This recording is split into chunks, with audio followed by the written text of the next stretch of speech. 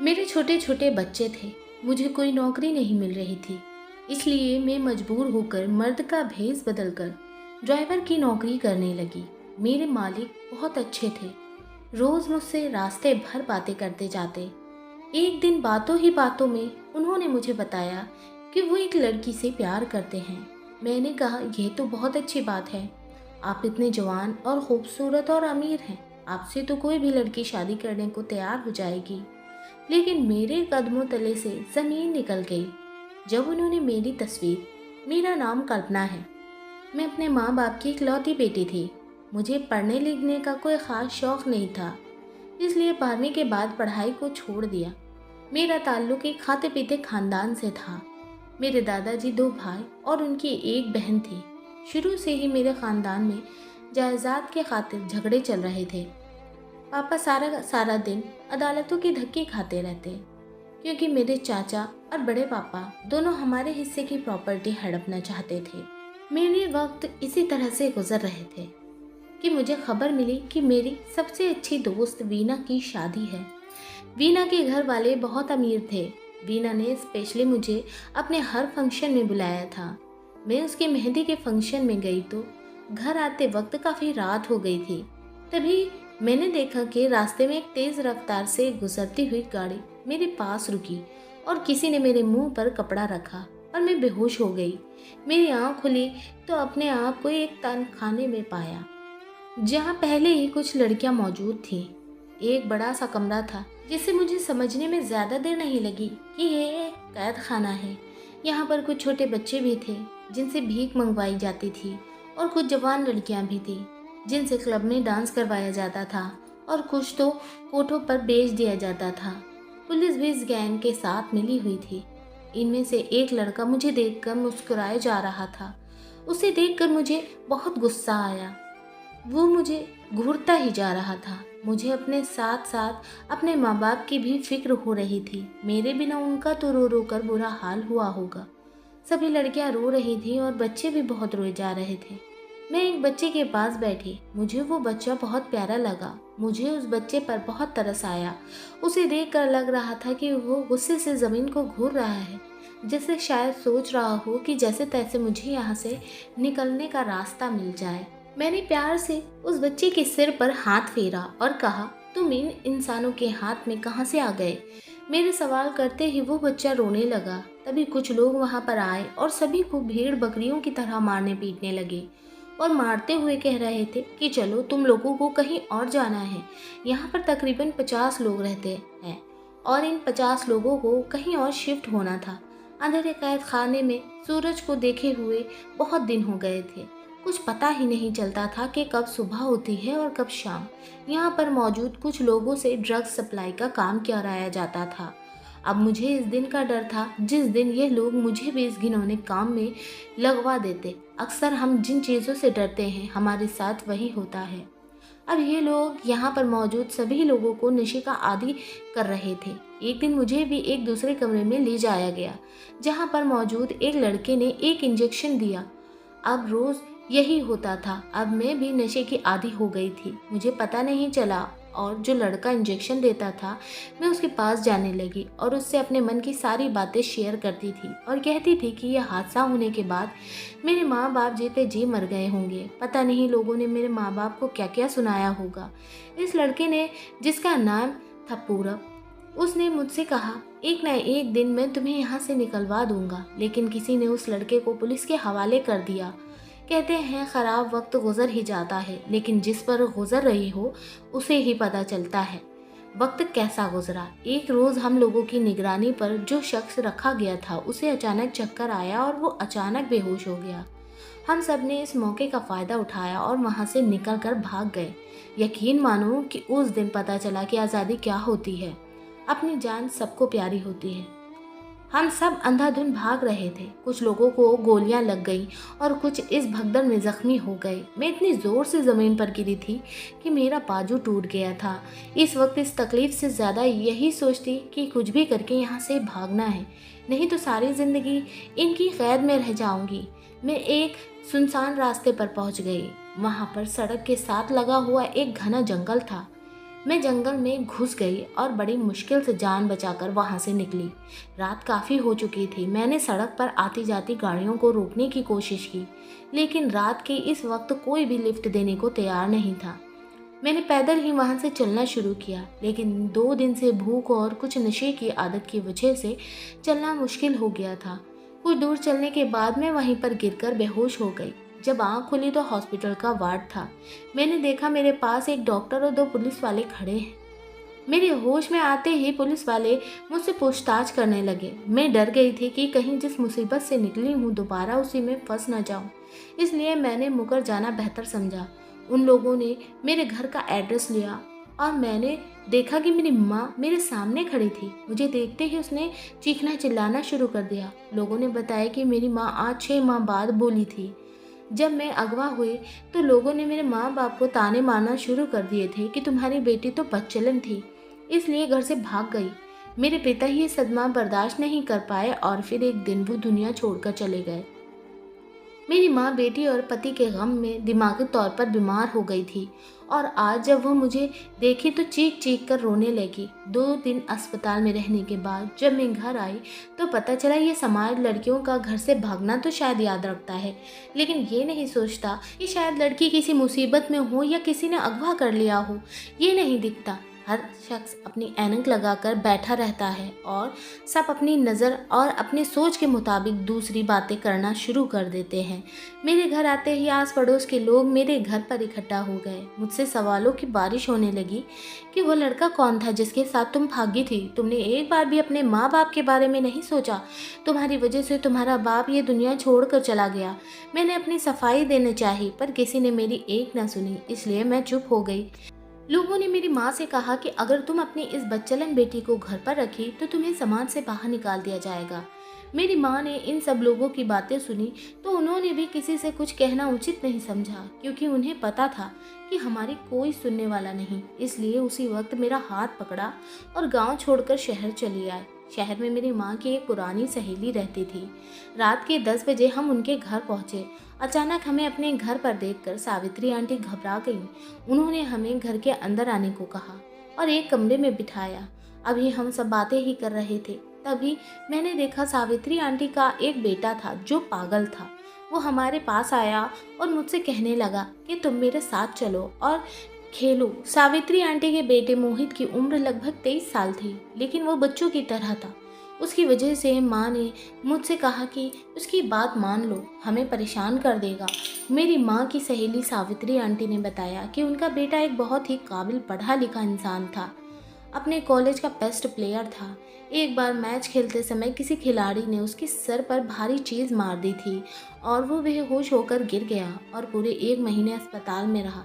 उसकी हालत में सुधार तो हुआ, लेकिन उसके दिमाग का एक हिस्सा ख़राब हो गया, जिसकी वजह से वो बच्चों की तरह बिहेव करता है। हम माँ बेटी सावित्री आंटी के घर रहने लगे। मोहित सारा दिन अपने कमरे में पड़ा रहता या अपनी मम्मी से जिद करके अपनी बात मनवाता। मेरे यहाँ आने से जैसे मोहित को कोई मिल गया था। मेरे आने से उसे एक अच्छा दोस्त मिल गया था। वो मुझसे ढेर सारी बातें करता। धीरे धीरे करके हमारा अच्छा वक्त गुजरने लगा। सावित्री आंटी का हम पर बहुत बड़ा एहसान था, क्योंकि इस मुश्किल वक्त में उन्होंने हमें अपने घर पर पनाह दी थी। हमारे लिए यही काफ़ी था। मेरी माँ सावित्री आंटी के साथ मिलकर लोगों के कपड़े सिलती थी और मैं सारा दिन घर के काम करती। मोहित के पिता अब इस दुनिया में नहीं थे। उनके घर में सावित्री आंटी और मोहित ही रहते थे। कुछ दिन बाद मेरी माँ की सहेली ने मेरी माँ से एक अजीब सी फरमाइश कर दी कि वो मोहित की शादी मुझसे करवाना चाहती हैं। माँ ने सावित्री आंटी से कहा कि आपने हमें अपने घर पर पनाह दी है, इसकी इतनी बड़ी कीमत मत मांगो। लेकिन मेरी माँ की सहेली सावित्री आंटी ने एक शर्त रख दी कि या तो मैं उनके बेटे से शादी करूं या हम अपना बंदोबस्त कहीं और कर लें। सावित्री आंटी की ये शर्त सुनकर अब तो हमें अपनी रूह पर से भी भरोसा उठ गया था। मेरी माँ ने मुझसे कहा कि चाहे कुछ भी हो जाए, मैं तुम्हारी शादी मोहित से नहीं होने दूंगी, क्योंकि वो पागल है। हम यहाँ से कहीं दूर चले जाएंगे। लेकिन पता नहीं क्यों मोहित के साथ रहते रहते मुझे उससे लगाव हो गया था। वो चाहे जैसा भी था, मुझे बहुत अच्छा लगने लगा था। मैंने माँ को समझाते हुए कहा, माँ अब हम यहाँ से निकले तो हम मारे मारे फिरेंगे, हमारा कोई ठिकाना नहीं होगा। इससे बेहतर होगा कि हम सावित्री आंटी की बात मान लें। मेरे फैसले पर माँ रोती रही कि मेरी एक ही बेटी और वो भी कैसा नसीब लेकर आई है। हम दोनों माँ बेटी एक दूसरे से लिपट कर देर तक रोते रहे और कुछ दिन बाद मेरी शादी मोहित से करवा दी गई। मेरी शादी पर मेरी माँ बहुत रोई थी। मैं क्या करती, हमारी मजबूरी ने ही मुझे ये सब करने को मजबूर किया। मेरे दिन कुछ इसी तरह गुजरने लगे। मोहित मुझे अपना दोस्त मानता था और पत्नी का क्या मतलब होता है उसे बिल्कुल भी नहीं पता था।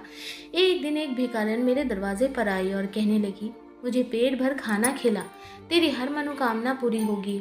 उसकी बात पर मैं हंसी थी कि मेरे नसीब में तो मेरा पागल पति है, इससे बड़ा दुख मेरी जिंदगी में और क्या हो सकता है। मैंने उस भिखारन को खाना खिलाया तो उसने कहा कि जा बेटी, तेरा पति तुझसे बेइंतहा प्यार करेगा। उसकी बातें सुनकर मैं हैरान थी कि भला मेरा पागल पति मुझसे क्या प्यार कर सकता है। लेकिन कहते हैं कि दुआएं तकदीर बदल देती हैं। मेरी ज़िंदगी में भी कुछ ऐसा ही होने लगा था। कुछ दिन बाद मैंने महसूस किया कि मोहित की हालत में दिन प्रतिदिन सुधार होने लगा है। मोहित की सुधरती हालत देखकर हमने उसका इलाज दोबारा से शुरू करवाया। इस बार डॉक्टर को भी पूरी उम्मीद थी कि मोहित जल्द ही ठीक हो जाएगा। मेरा पूरा दिन मोहित की देखभाल में निकल जाता, लेकिन मेरी मेहनत रंग लाई और मोहित की हालत में सुधार होने लगा। अब वह पहले से बेहतर हो गया। लेकिन मोहित के ठीक होते ही पता नहीं मेरी सास को क्या हो गया कि वो मुझसे नफरत करने लगी, मेरे प्रति मोहित को भड़काने लगी। इन बुरे हालातों में भी किस्मत ने मेरा साथ नहीं दिया और मेरी माँ की तबीयत बहुत ज़्यादा ख़राब हो गई। मेरी माँ के इलाज में मेरे ससुराल वालों ने साथ नहीं दिया और अचानक मेरी माँ ये दुनिया छोड़कर चली गई। अब मैं बिल्कुल अकेली हो गई थी। ससुराल में रहने का ठिकाना तो था, लेकिन मेरा अपना कोई नहीं था। मेरी माँ के गुजरते ही मेरे सास का अत्याचार मेरे ऊपर और बढ़ गया। वो मेरे पति से मुझे बहुत सारी बातें सुनवाती। मोहित पहले से बहुत बेहतर हो गया था, लेकिन वो अपनी माँ के हाथों का खिलौना बन गया था। उसकी माँ जैसा कहती वो इन्हीं के इशारों पर चलता। हम पति पत्नी अजीब से रिश्ते में जुड़ गए थे। साथ होते हुए भी हम एक दूसरे के साथ नहीं थे। हमारा रिश्ता बस यूं ही चल रहा था कि एक दिन मेरी किस्मत ने एक नया मोड़ लिया। अचानक मुझे पता चला कि मैं माँ बनने वाली हूँ, लेकिन अपने माँ बनने की खबर सुनकर मुझे थोड़ी भी खुशी नहीं थी, क्योंकि मेरे और मोहित के रिश्ते में जो दरार थी वो हमारे आने वाले बच्चों के लिए ठीक नहीं थी। मेरे मन में ये डर था कि पता नहीं मोहित अच्छा बाप बन पाएगा कि नहीं। जो इंसान अच्छा पति नहीं बन पाया वो अच्छा बाप कैसे बन सकता है। इसी डर की वजह से मैं अपने बच्चों को इस दुनिया में लाने से डर रही थी। मैंने अपने मोहल्ले की औरत से बात की जो सरकारी अस्पताल में नर्स थी। वो मेरी मदद करने को तैयार हो गई, लेकिन अस्पताल जाने के बाद पता चला कि मेरा अबॉर्शन नहीं हो सकता। अगर हमने इस बच्चे को गिराने की कोशिश की तो मेरी जान को खतरा हो सकता है। मैं अपना मायूस चेहरा लेकर घर लौट आई। 9 महीने मेरे लिए 9 साल के बराबर थे। इसी तरह मैंने 2 जुड़वा बच्चों को जन्म दिया, एक बेटा और दूसरी बेटी थी। बच्चों को देखकर मेरे मन में अजीब सी खुशी थी। अपने बच्चों को देखकर मेरी मम्मी ने उन्हें अपने सीने से लगा लिया। बच्चों की पैदाइश के बाद मोहित का मेरे साथ रवैया पहले से बेहतर हो गया था। वो दोनों मुझे भले ही नहीं मानते थे, लेकिन मेरे बच्चों को बहुत प्यार देते थे। मेरी जैसी बदकिस्मत के लिए यही काफ़ी था। धीरे धीरे दिन कुछ इसी तरह से गुजरने लगे और वो दिन मेरी ज़िंदगी का सबसे खूबसूरत दिन था जब मेरे बच्चों ने मुझे माँ कहकर पुकारा था।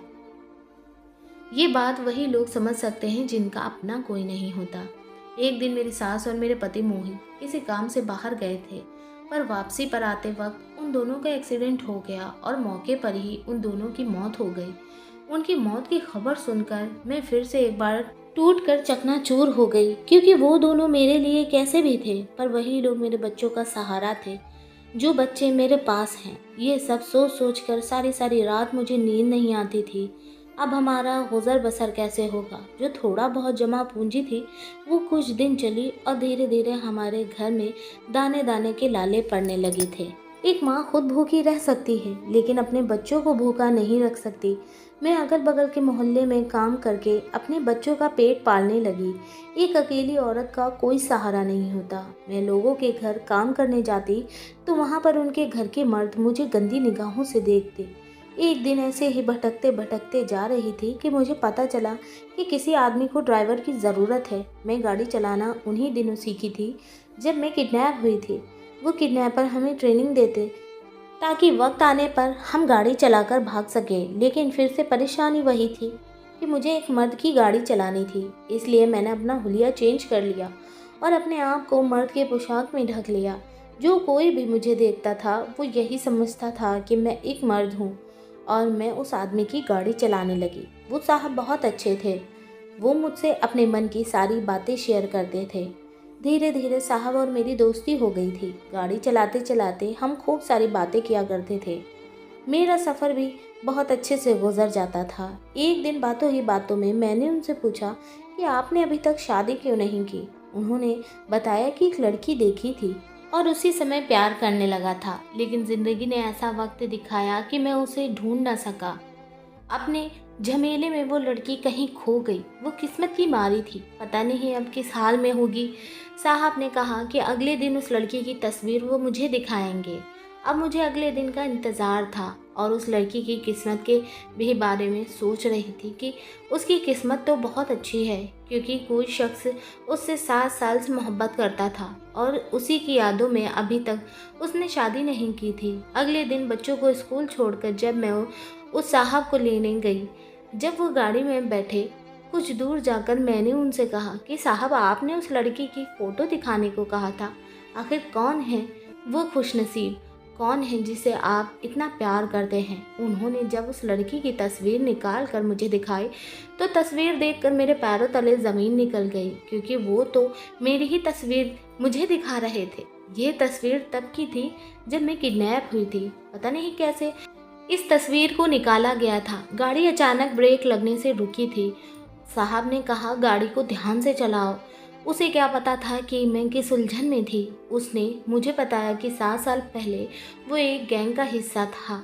उसका पिछला रिकॉर्ड अच्छा नहीं था, लेकिन फिर एक दिन उसने एक चेहरा देखा जिसे देखकर उसने खुद से एक वादा किया कि वो इस दलदल से निकलेगा और उस मासूम लड़की को भी निकालेगा। उसने बताया कि मैं वहाँ पर मौजूद लड़कियों को नशे का आदी बनाता था, पर जब से मैंने उस लड़की को देखा था उसके प्यार में गुम हो गया था और मैं इस गलत काम से छुटकारा पाना चाहता था। इसलिए मैंने खुद अपने आप को पुलिस के हवाले करवाया और मैं पुलिस का सरकारी गवाह बन गया। पुलिस ने जहाँ जहाँ पर छापा मारा तो वहाँ पर सभी लोग फरार हो चुके थे। तब मुझे एहसास हुआ कि मैं उस लड़की को खो चुका हूँ। फिर मुझे याद आया कि एक बार उसने मुझे अपने घर का एड्रेस दिया था। मैं पूछता पूछता वहाँ पहुँचा तो लोगों से पता चला कि उसके पिता उसकी जुदाई में मर गए। उसके बाद उस लड़की और उसकी माँ को समाज से निकालने की धमकी दी गई, जिससे वो लड़की और उसकी माँ ये गांव छोड़कर कहीं चले गए। मैंने पढ़ाई अच्छी की थी, लेकिन गलत संगत की वजह से मैं क्रिमिनल बन गया था। उस वक्त अपने साहब की बातें सुनकर मैंने उन्हें सच्चाई बता दी कि मैं वही लड़की हूँ जिसे आप बेपनाह प्यार करते हैं, लेकिन लोगों की नज़रों से बचने के लिए मैंने अपना भेष बदल दिया है। और पूरब को जब पता चला कि मैं कल्पना हूँ तो वो मुझे अपने सामने देखकर बहुत खुश हो गए और मुझे अपने गले से लगा लिया। मैंने अपने ऊपर बीती हर बात उससे बताई। पूरब ने मुझे दिलासा देते हुए कहा कि तुम फिक्र मत करो, मैं तुम्हारी ज़िंदगी के सारे दुखों को दूर कर दूंगा, तुम्हारे बच्चों को अपना लूँगा। पूरब ने बताया कि जब तुम मेरी ज़िंदगी में आई तो तुम्हें देखकर मैं बुरी संगत से दूर जाकर अपनी ज़िंदगी को बेहतर बनाना चाहता था, लेकिन तुमसे बिछड़कर मैं दोबारा अपनी ज़िंदगी को बेहतर बनाने में लग गया। मेरी पढ़ाई की वजह से मुझे एक अच्छी नौकरी मिल गई और मैं लगन से वो नौकरी करने लगा, क्योंकि मेरे मन में ये विश्वास था कि एक ना एक दिन तुम मुझे ज़रूर मिलोगी। कहते हैं अगर प्यार सच्चा हो तो एक ना एक दिन ज़रूर मिलता है, और आज तो मेरे सामने बैठी हो। पूरब की बात सुनकर मैं भी बहुत खुश हुई, क्योंकि मुझे एक सच्चा जीवन साथी मिला था।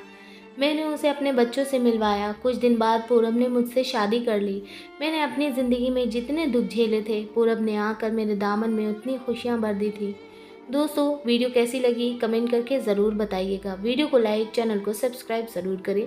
वीडियो को पूरा देखने के लिए आपका तहे दिल से धन्यवाद। हम आपको मिलेंगे एक और ऐसी बेहतरीन वीडियो में। तब तक के लिए धन्यवाद। आपका दिन शुभ हो।